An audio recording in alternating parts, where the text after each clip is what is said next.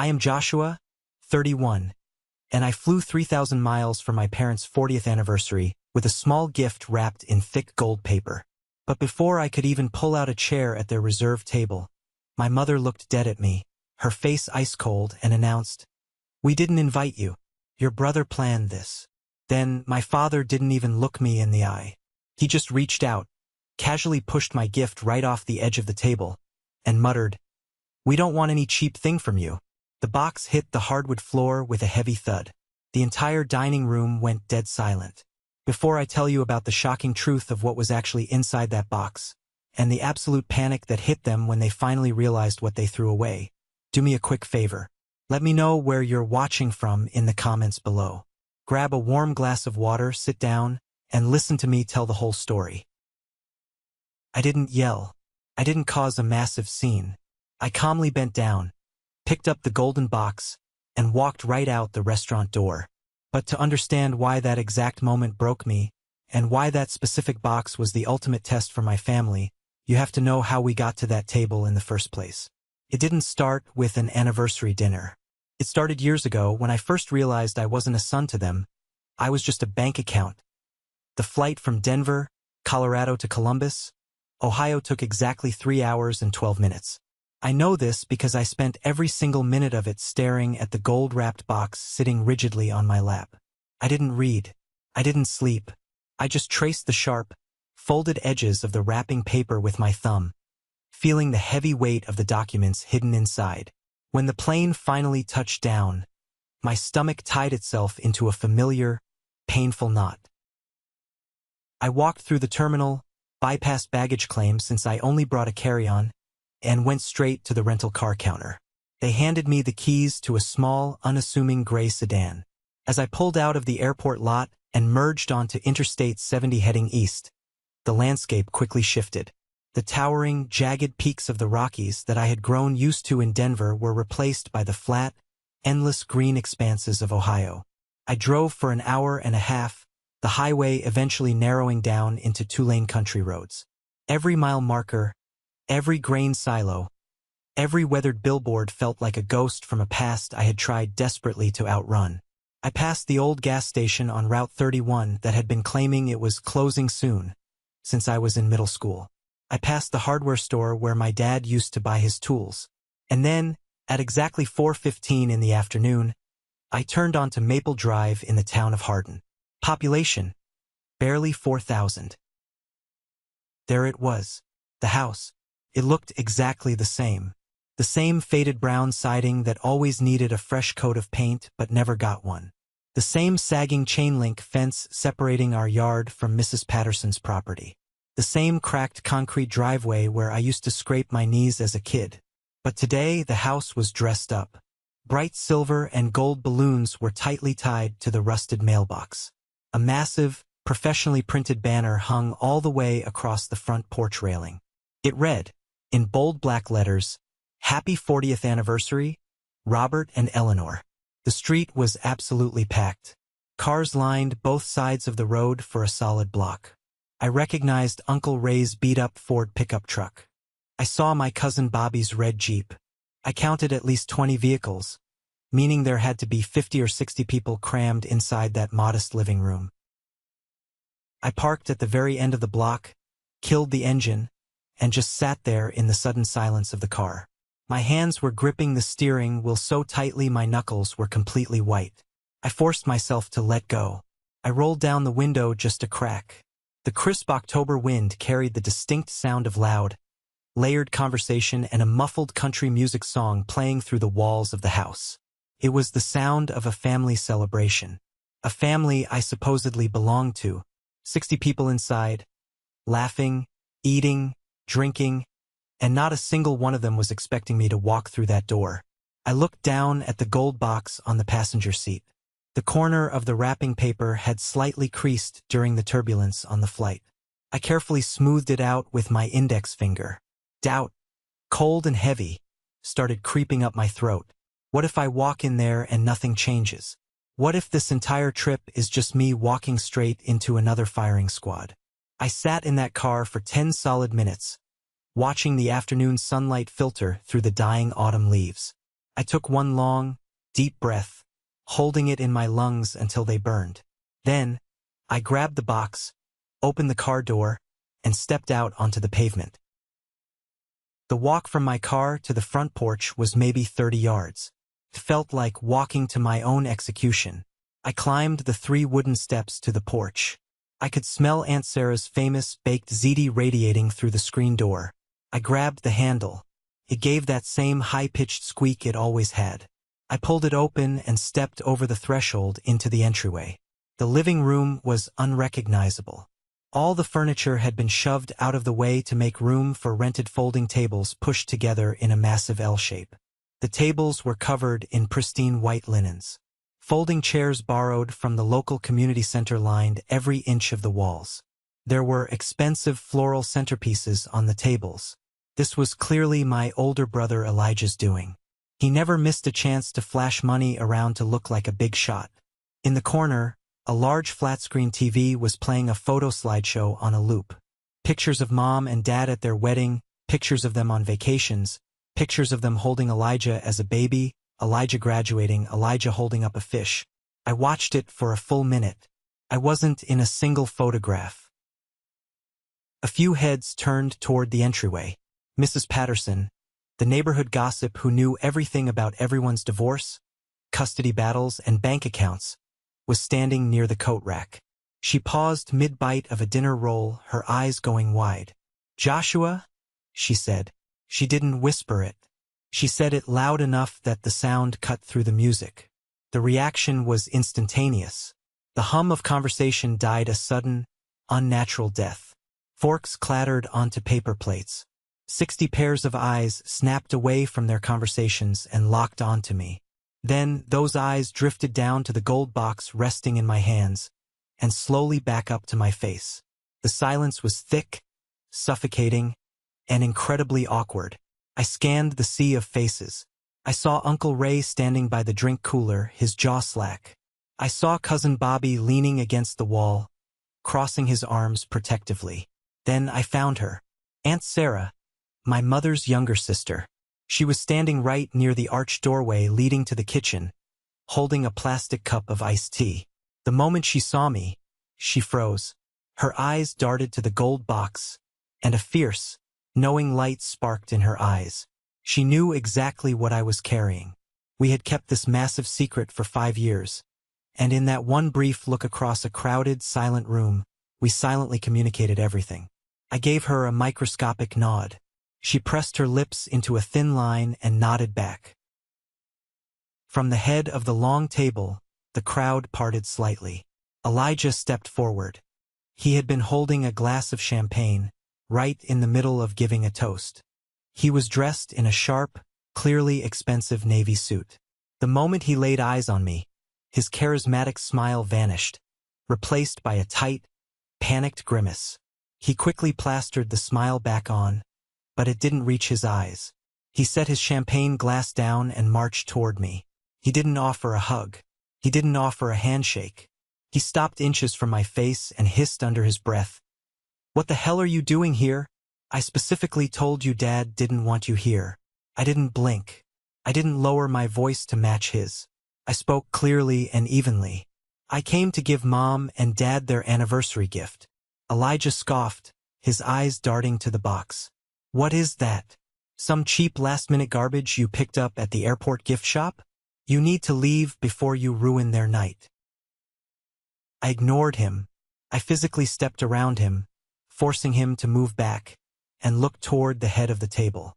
My father, Robert, had turned his chair around. He was wearing his stiff, pressed Sunday shirt, his arms crossed over his chest like a barricade. Beside him sat my mother, Eleanor.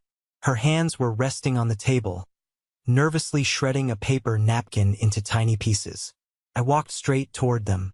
The crowd parted for me like the Red Sea, nobody saying a single word. When I reached the table, I stopped. Mom looked up at me. For a fraction of a second, I saw something in her eyes. Maybe shock, maybe a flicker of maternal recognition. But it was instantly swallowed by fear as she glanced sideways at my father. "Joshua," Mom said. Her voice was small, trembling slightly, but in that silent room, it echoed. We didn't invite you. Your brother planned all of this. The words hit me like a physical blow to the chest. 60 people heard my own mother say that to me. I felt the heat rise in my face, but I kept my posture completely straight. I know, I said, my voice remarkably steady. But I came anyway, because it's your 40th anniversary, and I have something for you and Dad. I stepped forward and gently placed the gold box on the white tablecloth, right in the center, between a vase of lilies and their massive anniversary cake. The overhead lights caught the gold foil. Dad stared at the box. He didn't look at me. He just stared at the shiny paper. The muscles in his jaw flexed and bunched. A vein throbbed on his temple. Without a word of greeting, without a single question about how I was doing, he reached out his thick, calloused right hand. He didn't just push the box. He swatted it. His palm slammed into the side of the box, sending it skidding violently across the table. It flew off the edge and hit the hardwood floor with a loud, heavy thud. One corner of the beautiful gold wrapping paper tore open, exposing the plain brown cardboard underneath. Several people in the room gasped out loud. Aunt Sarah took a step forward but stopped herself. We don't want any cheap thing from you, Dad bellowed.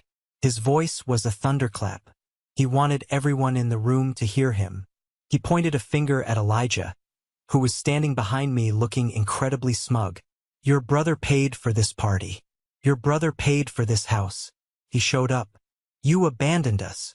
I stood perfectly still. I looked at the torn box on the floor.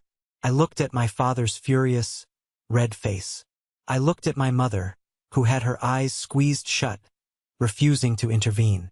And then I looked at Elijah, who was wearing the expression of a man who had won the lottery. I slowly bent down. I picked up the box.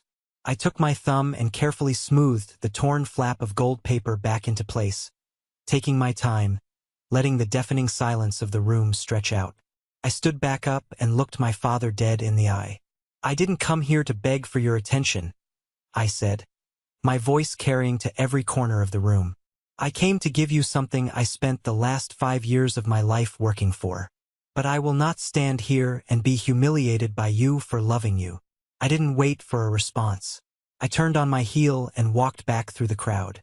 No one moved to stop me. No one said a word. As I reached the entryway, Aunt Sarah stepped out from the kitchen. She reached out and grabbed my forearm. Her grip was iron.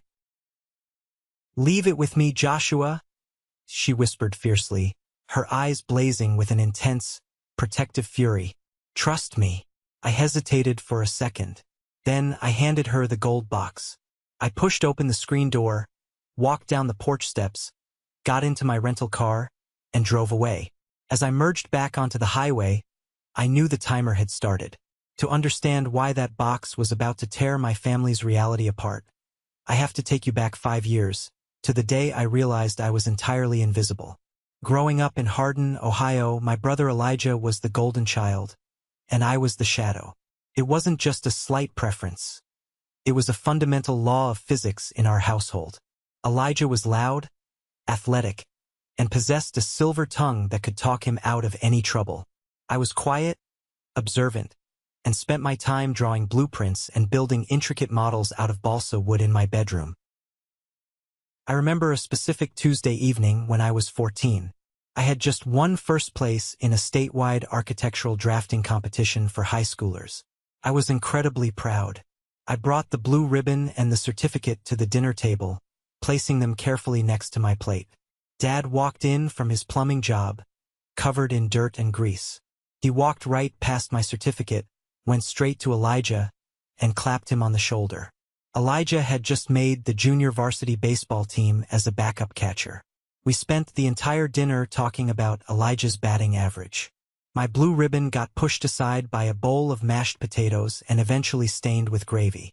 Dad had a terrible joke he loved to tell whenever we had company over. He'd stand by the grill, point his spatula at Elijah, and say, "Elijah got the brains and the brawn." Then he'd point at me, chuckle, and say, "And Joshua, well, Joshua is Joshua." Everyone would laugh. I learned to force a smile and laugh along, because getting angry only made me look jealous. When I turned 26, I got an incredible job offer. A mid-sized architectural firm in Denver, Colorado offered me a junior associate position. It came with a decent starting salary and the promise of a real career. I packed my entire life into the trunk of my beat-up Honda Civic. The morning I left, the house was eerily quiet. I found Dad in the kitchen, lying on his back under the sink, wrenching a pipe. I stood in the doorway with my duffel bag over my shoulder. "Dad," I said, "I'm heading out, driving to Denver today." He didn't slide out from under the cabinets.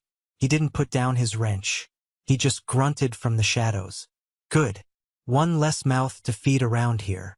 I stood there for 5 seconds, waiting for a drive safe or an "I love you." Nothing came. I walked out the door, got into my car, and drove out of Ohio with a lump in my throat, so large I could barely swallow. Denver was a completely different world. The altitude was rough, the rent was high, and I didn't know a single soul. But I threw myself into my work. I stayed late, I came in on weekends, and I slowly started building a life. And then I met Chloe. Chloe was a graphic designer who worked in the building across the street. We bumped into each other at a coffee shop, and she accidentally spilled half an iced latte on my blueprints. She was mortified. I was captivated. Chloe was the first person in my entire life who looked at me and didn't immediately look for someone better standing behind me. She saw me for exactly who I was, and she loved me for it. Even though I was building a new life, I still desperately tried to hold onto the old one. For the first 2 years in Denver, I called my parents' house every single Sunday at 7 p.m. Mom would answer maybe once a month. She'd give me brief, hurried updates about the weather or the neighbors. Dad never got on the phone. "He's busy in the garage," Mom would always say. I tried texting Elijah. "Hey man, how are things back home?" I'd write. Days later, he'd reply, "Busy. You know how Dad is. Still mad you abandoned the family for a fancy city job. Don't take it personally." I refused to give up. I spent 3 weeks meticulously hand-carving a beautiful mahogany clock for Dad's birthday. I sanded it, stained it, and shipped it via priority mail. I tracked the package. It arrived on a Tuesday. Wednesday came, no call. Thursday, nothing. Finally, I called Elijah and asked if Dad liked the clock. Elijah sighed heavily into the phone, sounding exhausted by my mere existence. "Listen, Joshua, I don't know how to tell you this. They threw it away. Dad didn't even want to open the box. I'm sorry, man. That broke me." I stopped calling every Sunday. I stopped sending gifts. I focused entirely on Chloe and my career, eventually earning a major promotion to senior architect. I was making a great salary, Chloe and I were talking about marriage, and we had even started putting money away into a high-yield savings account, the beginning of a future college fund for the kids we eventually wanted to have. I was happy. Then, on a freezing Tuesday night in March 5 years ago, my phone rang. The caller ID said Aunt Sarah. I answered it, expecting small talk. "Joshua," Sarah said. Her voice was trembling, tight with panic. I didn't know who else to call. "I need to tell you something, and you can't tell your parents I told you." "What is it? Are they sick?" I asked, my heart rate spiking. "It's the house," Sarah said. "Your father's back has been acting up. He missed a lot of work over the winter. Joshua, they are 3 months behind on the mortgage. The bank just sent a final notice of foreclosure. If they don't catch up immediately, they are going to lose the house by the end of the summer." The words hit me like a physical weight. The house on Maple Drive was everything to my father. It was his pride. If he lost it, the shame would literally kill him.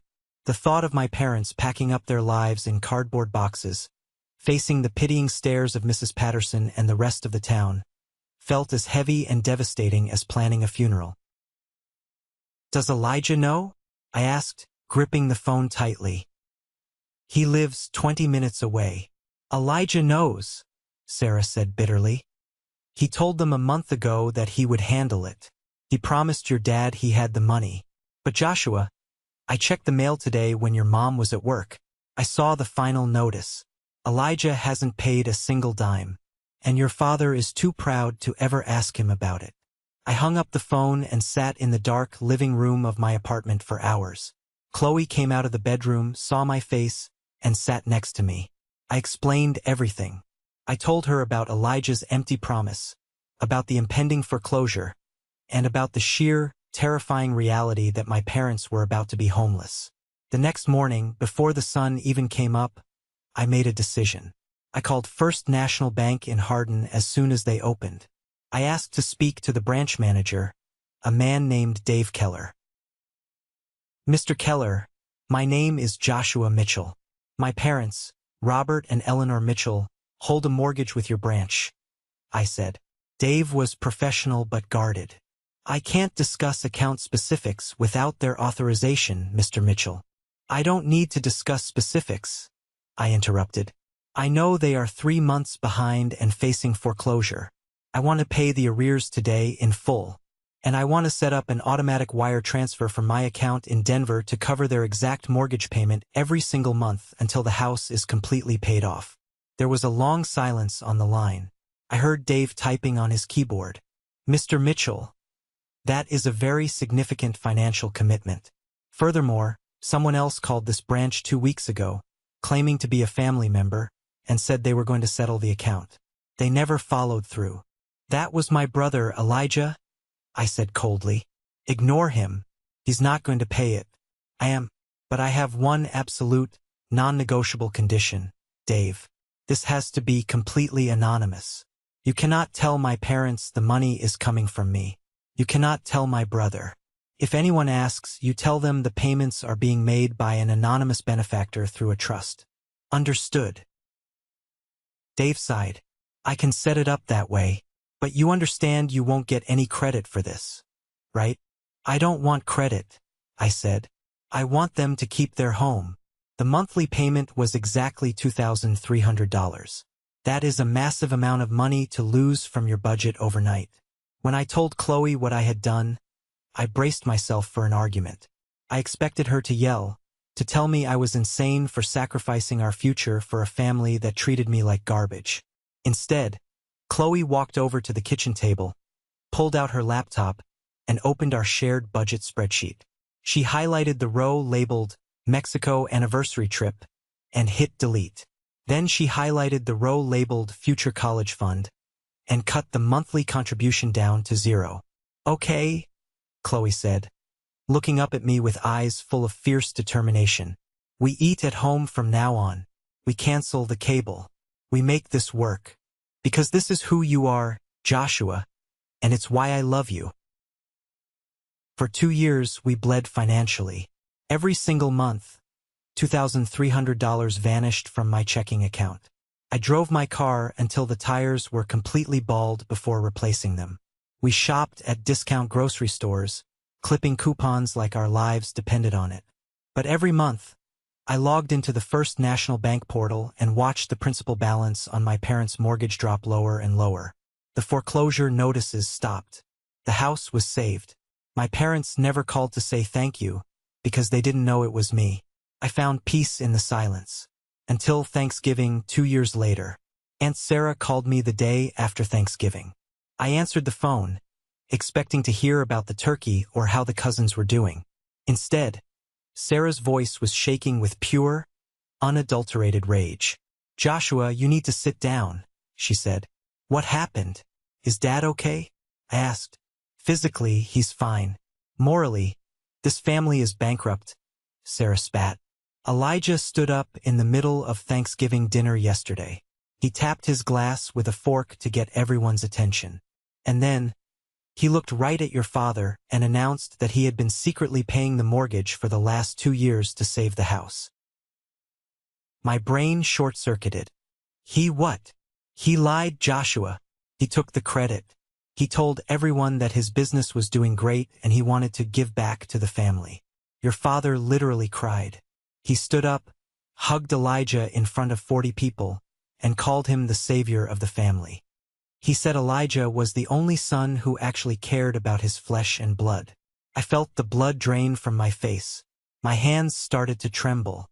I was sacrificing my own future, my own peace of mind, scraping by month to month, and my brother was wearing my sacrifice like a crown. It gets worse, Sarah said, her voice dropping to an angry whisper. Because your parents think they don't have a mortgage anymore, they have extra money every month. Elijah convinced Dad to hire a lawyer to discuss estate planning and his future inheritance. He convinced Dad to put his name on all their bank accounts to help manage their finances.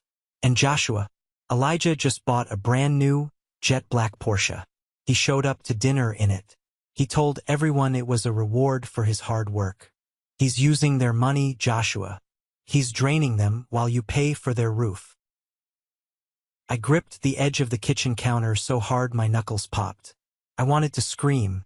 I wanted to buy a plane ticket, fly to Ohio, drag Elijah out of that Porsche by his expensive collar, and beat the truth out of him in the middle of Maple Drive. I wanted to call my father and send him the bank statements right then and there. Tell them, Sarah pleaded. Let me tell them, Joshua. I will ruin him. I closed my eyes. I pictured my father's face if he found out his golden boy was a con artist. It would break him. It would destroy the family entirely. And worse, if Dad's pride was wounded, he might refuse to let the bank accept my money anymore out of sheer stubbornness. The house would go right back into foreclosure. No, I said, my voice cracking. Don't say a word, Sarah.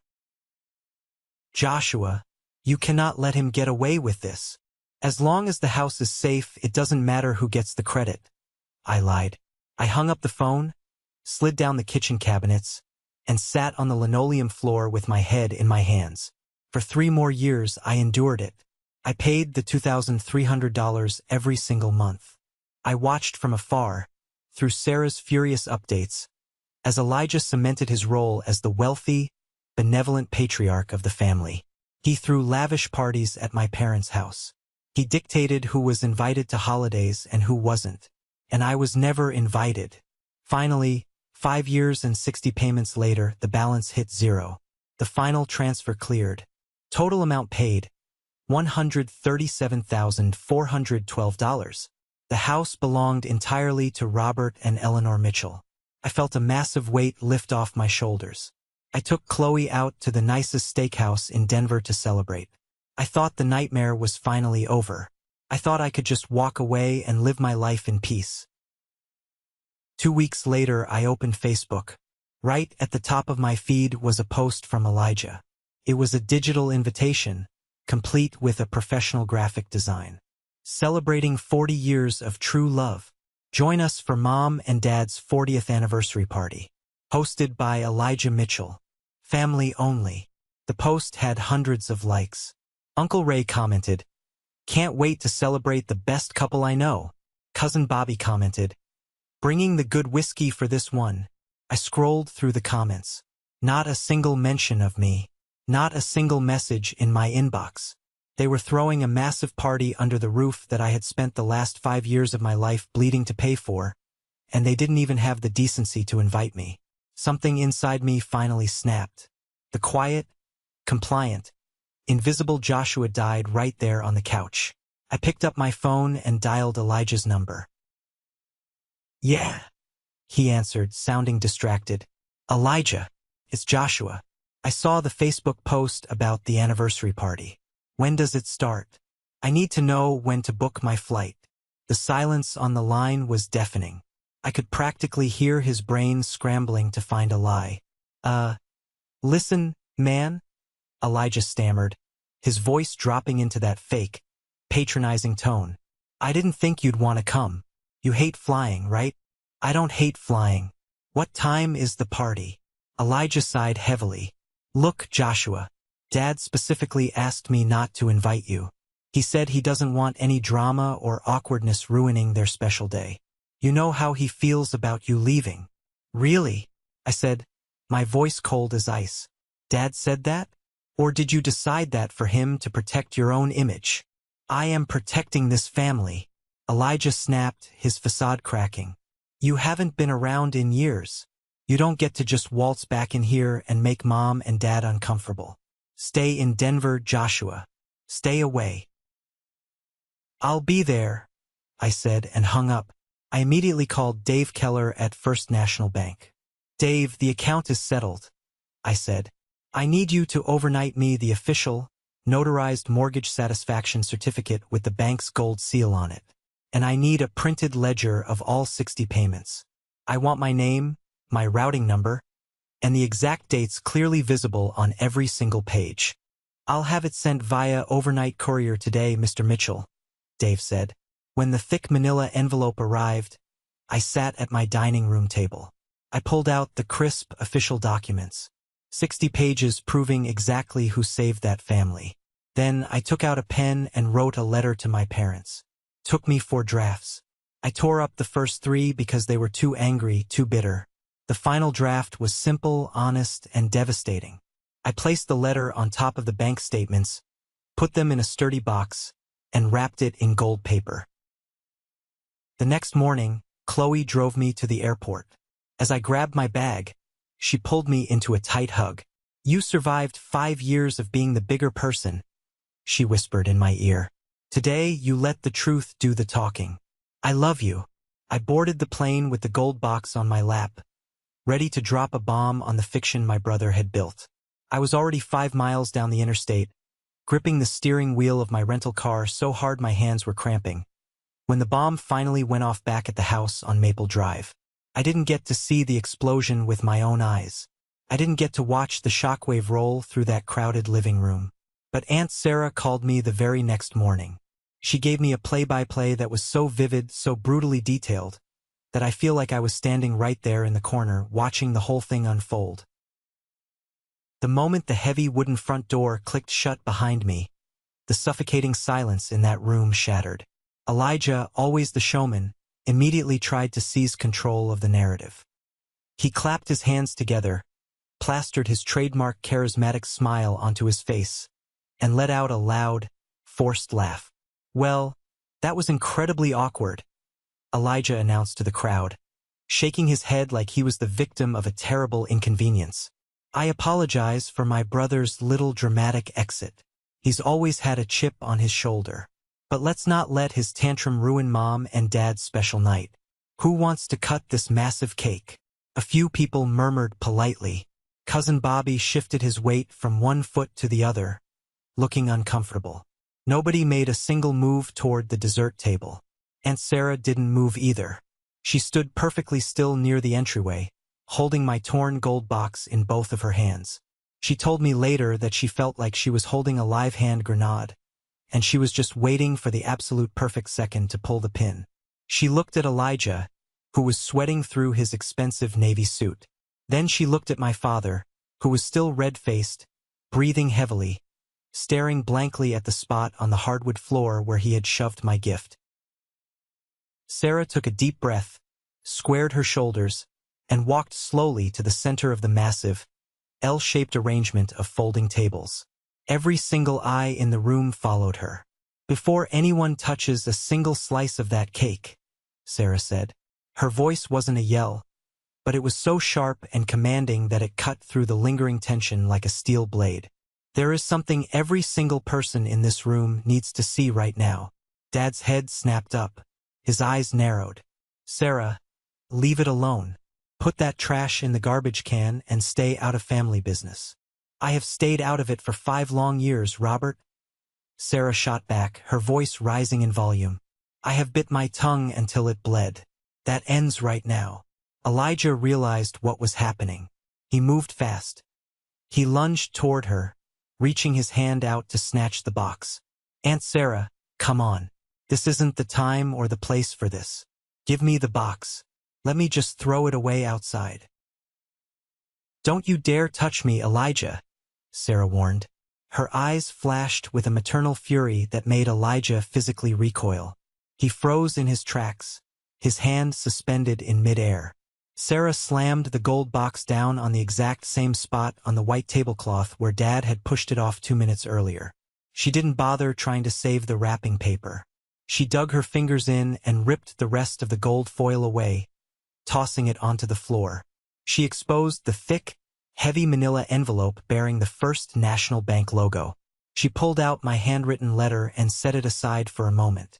Then, she reached into the envelope and pulled out the crisp, official certificate of mortgage satisfaction. She deliberately reached into her purse, pulled out her reading glasses, and slid them onto her nose. She took her time. She wanted them to sweat. "Let's see what cheap garbage Joshua flew 3,000 miles to bring you," Sarah said loudly, making sure her voice carried to the folks standing by the kitchen. She held the certificate up high so the people in the front row could clearly see the heavy, embossed gold bank seal catching the light. Then, she read the document out loud. "Official Certificate of Mortgage Satisfaction for the property located at 1427 Maple Drive, Hardin, Ohio. Paid in full and closed as of September 14th. She paused, lowering the paper just enough to look directly into my father's eyes. Total amount paid to prevent bank foreclosure, $137,412. The room went completely, terrifyingly still. It was the kind of absolute quiet you only experience at a funeral. Dad's jaw physically dropped. He looked at the piece of paper in Sarah's hand. Then he looked at Elijah and then back to Sarah. "What on earth are you talking about?" Dad demanded, his voice trembling with confusion. "Elijah paid that off. Elijah saved this house. He told us." "Did he?" Sarah challenged. She reached back into the manila envelope and pulled out the massive, thick stack of bank statements. 60 separate pages. She slammed the entire stack onto the table with a loud smack. "These are the certified transaction records from the bank. Direct wire transfers coming from a checking account in Denver, Colorado. Exactly $2,300 every single month for 60 consecutive months." She picked up the top 5 pages of the ledger, marched over to my father, and shoved them aggressively against his chest. He fumbled and grabbed them. His large, calloused hands began to shake violently. "Look at the name on the account, Robert," Sarah commanded, pointing a rigid finger at the paper. "Read it." Dad stared at the top sheet. His lips moved soundlessly as he read the bold print. "Joshua Mitchell." He flipped to the second page. "Joshua Mitchell." He flipped to the third. "Joshua Mitchell." Over and over again. Line by line. Month by month. Year by year.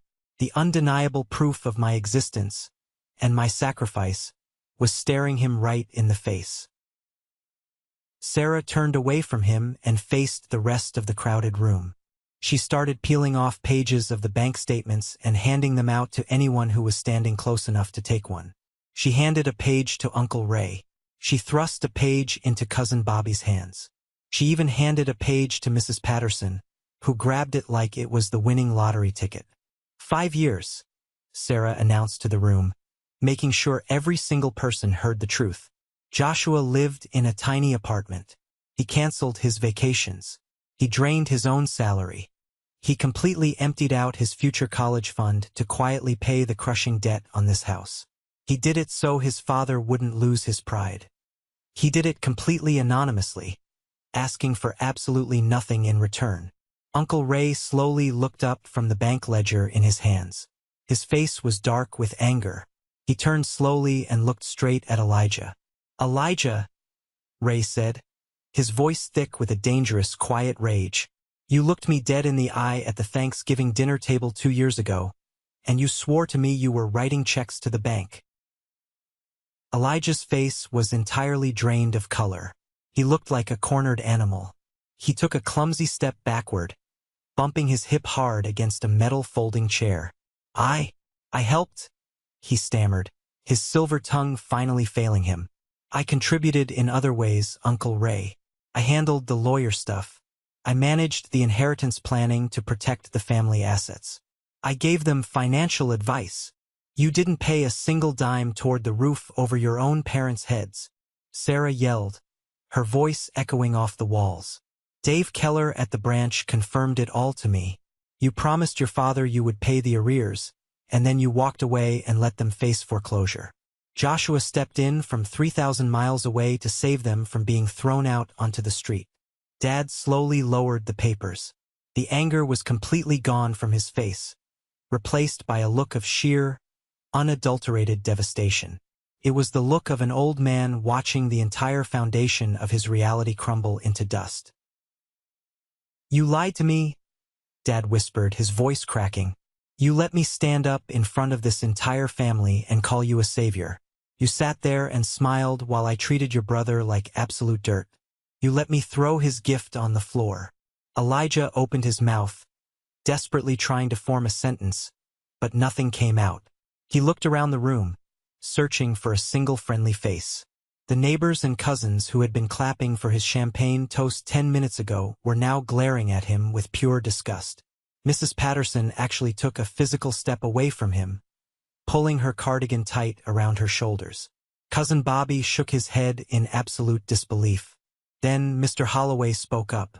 He is our 70-year-old neighbor, a retired mechanic who has lived across the street since before I was even born. He leaned heavily on his wooden cane, stepping out from the crowd, and looked directly at my father. Robert, Mr. Holloway said, his voice gravelly and slow, carrying the weight of decades of observation. You just threw out the only son who actually gave a damn about you. The moment Mr. Holloway spoke those words, whatever fight was left in Elijah completely evaporated. He couldn't handle the heavy, judgmental stares of 60 people. He couldn't handle the reality of being publicly exposed as a fraud. Without saying another word to Mom, without offering a single apology to Dad, Elijah grabbed his car keys off the side table, shoved his way roughly through the crowd, and bolted out the back door. Seconds later, everyone in the living room heard the aggressive, roaring engine of his precious black Porsche fire up. We heard the tires violently squeal against the asphalt as he sped away from the house, fleeing the scene of his own crime. He didn't stay to face the music. He just ran like a coward. Inside the house, the anniversary party was completely dead. The celebratory atmosphere had been sucked out of the room, replaced by a heavy, suffocating blanket of grief and embarrassment. Guests began gathering their coats, purses, and covered dishes in awkward, hushed silence. Nobody wanted to make eye contact with Dad. They murmured quiet, uncomfortable apologies to Mom, avoiding looking at the bank statements scattered across the tables, and quickly shuffled out the front door. Within 20 minutes, a house that had been packed with 60 laughing, celebrating people was entirely empty, save for Mom, Dad, Aunt Sarah, and Uncle Ray. The silence in the room was deafening. The festive country music had been turned off. The only sound was the hum of the refrigerator in the kitchen. Mom was sitting collapsed in her metal folding chair. She had her face buried deep in her hands, her shoulders shaking as she sobbed uncontrollably. Dad was frozen perfectly in place, standing over the table, staring blankly down at the torn gold wrapping paper resting on the hardwood floor. Uncle Ray, who is a no-nonsense construction foreman and doesn't sugarcoat anything for anybody, walked slowly over to Dad. He put a heavy hand on Dad's shoulder. Robert, Ray said firmly, forcing Dad to look up. If Elijah lied to your face about paying off the house for 5 solid years, what else has that boy been lying to you about? Dad blinked, snapping out of his miserable trance. He looked at Ray, his eyes bloodshot. What do you mean, Ray? The lawyer, Ray said, crossing his arms. The fancy estate planning he insisted on. The joint bank accounts. You gave him full, unrestricted access to all your finances because you honestly believed he was saving your neck from the bank. Where is your money actually going, Robert? Dad's face went from pale to a sickly ash gray. Panic flooded his eyes. He stumbled away from the table, practically running over to the old, heavy oak desk in the corner of the living room. He unlocked the bottom drawer with shaking hands and pulled out a thick, overstuffed stack of financial folders that Elijah had generously organized for them. Ray stood right over his shoulder, acting as a witness, as they frantically dug through the piles of paper. Took them less than 10 minutes to find the smoking gun. It was a standard auto loan agreement for a luxury vehicle. Specifically, the brand-new jet-black Porsche that Elijah had been parading around town for the last 2 years. Elijah didn't buy that car with the profits from his supposedly booming business. He didn't have a successful business at all. He bought that exorbitant car by taking out a massive, high-interest loan and tying it directly to my parents' joint savings account. because my parents believed they didn't have a monthly mortgage payment anymore. They had been faithfully building up a decent retirement savings over the last 5 years. Elijah, acting as their financial manager, had been slowly, methodically bleeding that savings account dry to pay for his luxury car loan, his tailored suits, and his lavish dinners out. He had literally stolen their financial security, their hard-earned safety net, to fund his fake, arrogant lifestyle. Dad let out a sound that was half gasp, half sob. He collapsed backward into his worn armchair. The loan documents slipped out of his trembling hands and scattered like dead leaves across the floor. He put his head between his knees and wept. Aunt Sarah told me later that it was a genuinely terrifying sound. My father was a hard, incredibly proud, stubborn man. Hearing him break down and cry like a wounded animal was something nobody in the family had ever witnessed in his entire 64 years of life. "I pushed him away," Dad kept repeating, his voice choked with heavy sobs, rocking back and forth. "I pushed my own son's gift off the table. I called him a stranger to his face." Mom suddenly stopped crying. She stood up from her folding chair. She wiped her wet face with her hands, smearing her makeup. She walked over to the main table, gently picked up my handwritten letter that Sarah had set aside, and held it tightly against her chest. She looked down at Dad with a fierce, uncompromising expression. "Call him," she demanded. Dad fumbled in his pocket, pulled out his cell phone, and dialed my number. I was sitting alone in the crowded airport terminal in Columbus, staring blankly at the departure board, waiting for my late-night flight back to Denver. My phone buzzed in my pocket. I pulled it out and looked at the screen. The caller ID said, "Dad." I stared at that glowing name for a long time. My thumb hovered over the green accept button. Then, I slowly moved my thumb and hit the red ignore button. He called again. I ignored it again. He called 5 times, 10 times in a row. I let every single one of those calls go straight to voicemail. I was too emotionally exhausted, too thoroughly drained, to listen to whatever frantic excuses or apologies he was trying to stitch together. I boarded my plane, switched my phone to airplane mode, closed the window shade, and flew home in absolute darkness. Back in Ohio, Dad set his phone down on the oak desk. He looked up at Mom, his eyes hollow. "He won't answer the phone." Mom didn't hesitate for a single second. "Then go get the keys to the truck, Robert. We are driving to Denver right now." "Judy, be reasonable, it's a 14-hour drive," Dad protested weakly, sounding totally defeated. "It's the middle of the night. We're exhausted." "I don't care if it takes us 14 years to get there," Mom said, her voice harder and more resolute than it had ever been in their entire marriage. "We are going to our son's house, and we are not leaving his front porch until he comes out and looks us in the eye. Go get the keys." At 3 o'clock in the morning, Dad backed his dusty, 10-year-old white pickup truck out of the driveway. Mom climbed into the passenger seat holding a large thermos of black coffee and the gold box, which Sarah had carefully taped back together. They pulled out of the neighborhood, merged onto the dark interstate, and drove west. They didn't stop to rest at a hotel. They only stopped for gas and bathroom breaks. They drove silently across the flat plains of Ohio, through the endless cornfields of Indiana and Illinois, across the bridge into Iowa, over the sprawling stretches of Nebraska, and straight into the rising altitude of Colorado. It was 14 grueling, back-breaking hours of highway lines, burnt coffee, and suffocating, overwhelming guilt. I woke up the next morning in Denver feeling incredibly strange. For the first time in 5 years, my chest didn't feel tight. The massive, ugly secret was finally out in the open. The heavy burden of carrying my family's financial survival in absolute silence was gone. I walked into my kitchen, made a fresh pot of coffee, poured a steaming mug for myself, and walked out onto my front porch. I sat down on the cold wooden steps in my bathrobe, feeling the crisp, sharp mountain air against my face. Chloe was still fast asleep inside the house. The neighborhood was perfectly quiet, the sun just barely peeking over the horizon, painting the sky in shades of pale pink and orange. At exactly 7:15 a.m., the quiet of the morning was broken. A large vehicle turned the corner and slowly drove down my residential street. It was a truck, covered in a thick, gray layer of highway grime, with countless bugs splattered across the front grille and windshield. I recognized the Ohio license plates instantly. The truck pulled over and parked haphazardly against my curb, the tires scraping the concrete. The engine ticked loudly as it cooled down in the morning air. The driver's side door creaked open, and my father stepped out. He looked absolutely terrible.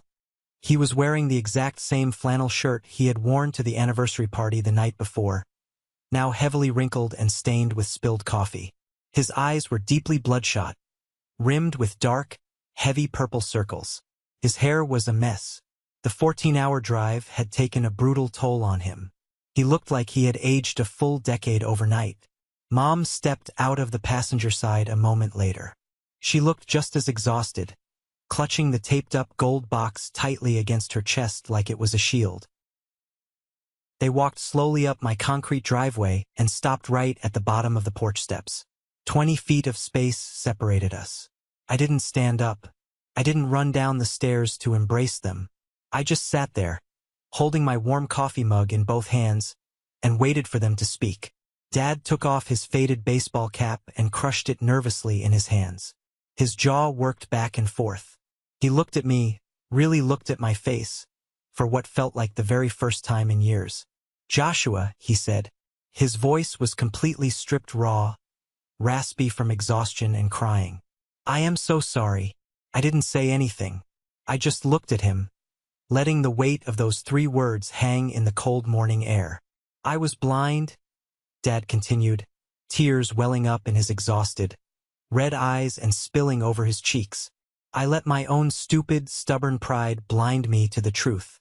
I pushed away the only person in the world who was actually holding this family up. I let Elijah play me for an absolute fool, and I took all my anger and resentment out on you. You saved our home. You saved my life. And I insulted you in front of the whole town. I threw your gift on the floor like garbage. I don't expect you to forgive me, Joshua. I really don't. I just needed to drive here, look you in the face, and tell you I was wrong." He stood there at the bottom of the stairs, a broken, humbled man, waiting for a verdict he felt he didn't deserve. Before I could formulate a response, Mom walked up the first wooden step. Her face was streaked with dried tears, her posture slumped. "Joshua, there's something else," Mom said, her voice shaking violently. "Something you need to know. And it's the reason I haven't been able to sleep for years." She took a deep, shuddering breath, clutching the gold box tighter. I knew. I frowned, my brow furrowing in deep confusion. "You knew what?" "I knew Elijah wasn't paying the mortgage," she confessed. The words tumbled out of her mouth like a heavy, poisonous confession she couldn't hold inside anymore. "Around year 3, I was looking for a meatloaf recipe in the bottom desk drawer. I found a letter from the bank that Elijah had accidentally left out. It showed the routing number of the person making the monthly wire transfers. It wasn't Elijah's local bank. And I knew Elijah was always broke, always asking your father for short-term loans. Deep down, Joshua, I knew it had to be you. You were the only one with a steady job in a big city. You were the only one responsible enough to actually do it." I stared at her, my heart suddenly hammering a frantic rhythm against my ribs. "You knew for 2 years? You knew I was paying it and you let Dad give Elijah all the credit? You sat there and let Dad say those horrible things to me, year after year." Mom broke down sobbing. She dropped to her knees right there on the hard concrete step. "I was terrified, Joshua. I was so scared. Your father was finally happy. He was so proud of Elijah. If I told him the truth, if I exposed his golden boy as a liar and a thief, the shock would have destroyed him. It would have caused a massive fight. I was terrified he would ask for a divorce. I was terrified of tearing the whole family apart. I chose to keep the peace. I chose the easy way out. And by doing that, I betrayed my own son. I let you suffer in silence. And I will never, ever forgive myself." That was the final, brutal twist of the knife. The silence I had endured from my family wasn't just born of ignorance. It was active, calculated complicity. My own mother knew I was bleeding myself dry for them, sacrificing my salary and my future, and she deliberately chose to protect a comfortable lie rather than stand up for me. I slowly stood up. I set my coffee mug down on the wooden railing. I looked down at both of them. "Your silence was a choice, Mom," I said, my voice eerily calm, devoid of any shouting. "Your silence was a betrayal. You protected a fake family peace at the cost of my sanity. You let me believe I was worthless. And Dad, you chose to believe a ridiculous lie because it perfectly fit the narrative you always wanted. That Elijah was the ultimate winner, and I was the disappointment." Dad nodded, tears streaming down his face, accepting every single word. He didn't offer a single excuse. "But," I continued, taking one step down the stairs toward them, "you drove 14 grueling hours through the night to stand on my porch, look me in the eye, and admit all of it. That tells me there is a tiny shred of respect left to salvage." I laid out my terms right then and there. I was uncompromising. I told them I loved them, but the dynamic of our relationship was going to change permanently. I was no longer the invisible son. I was no longer the emotional punching bag. I told them that Elijah was strictly, permanently cut out of my life.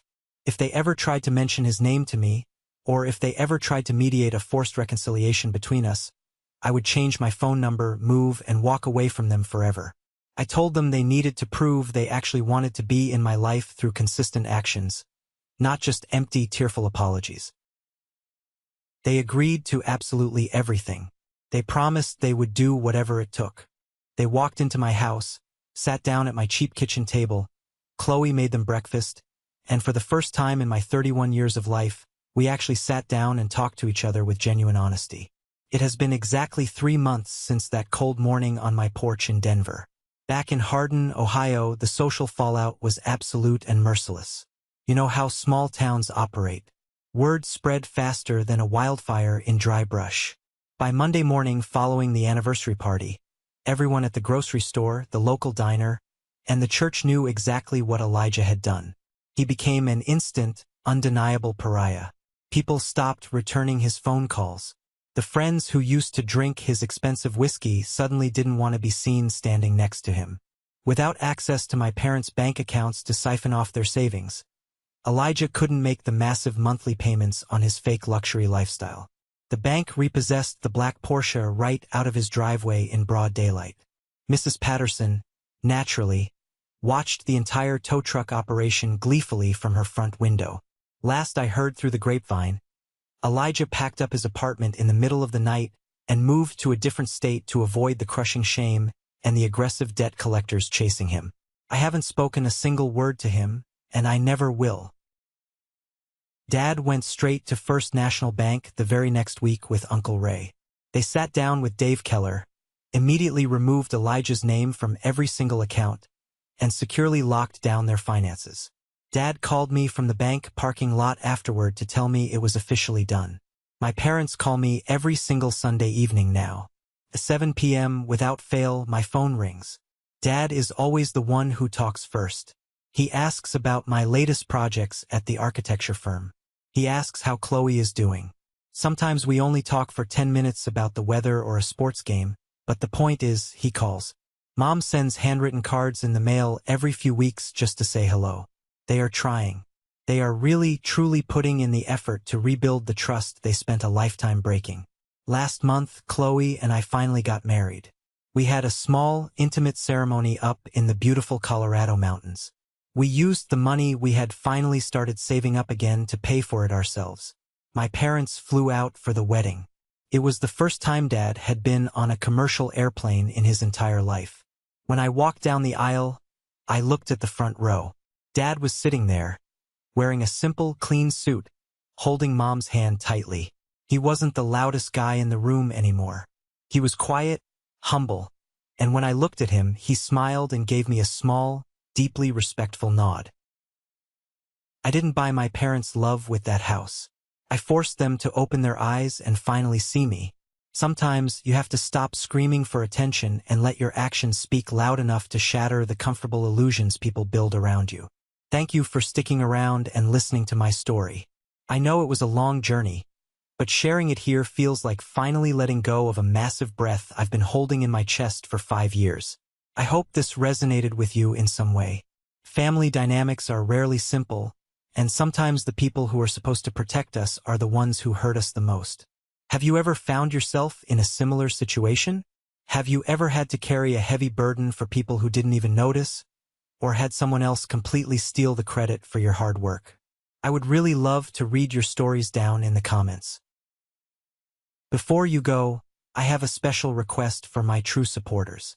If you listened to every single word of this story and made it all the way to this exact moment, you are officially part of the 1% Club. I want you to go down to the comments right now and type the letter W. That stands for winner. That is our secret code, our signal so I can recognize the incredible people who stayed with me until the very end. Please don't forget to hit that like button and follow the channel so we can continue to share these journeys together. I have a lot more stories to tell, and I'd love for you to be there for them. Until next time, take care of yourselves, and remember to never let anyone make you feel invisible.